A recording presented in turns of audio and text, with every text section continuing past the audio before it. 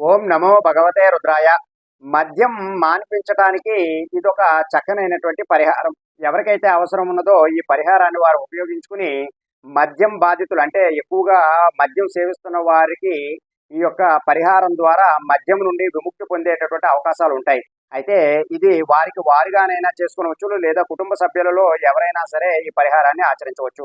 ఈ పరిహారానికి ముందుగా బహుళపక్ష అష్టమ నాడు గాని, అమావాస్య నాడు గాని ఈ పరిహారం ఆచరించాలి. అయితే ఈ పరిహారం ఎలా ఆచరించాలి అంటే ముందుగా ఒక తెల్లటి పేపర్ తీసుకుని ఆ తెల్లటి పేపర్ పైన 3 గీతలను లిఖించాలి. ఆ 3 గీతలు కూడా ఒకటి పసుపుతోని, ఒకటి కుంకుమతోని, మూడవది కాజల్ అంటే మీరు కళ్ళకి కాటుక పెట్టుకుంటారు కదా దానితోని అంటే 3 గీతలు గీస్తారు. ఈ 3 గీతల పైన పైన మీరు ఆ కాగితం పైన కొద్దిగా అన్నాన్ని, తదుపరి పెరుగును, కొంచెం ఎండు మిరపకాయల గింజల్ని కూడా వేసి ఎవరైతే ఈ మద్యానికి బానిసైనటువంటి వ్యక్తికి 3 సార్లు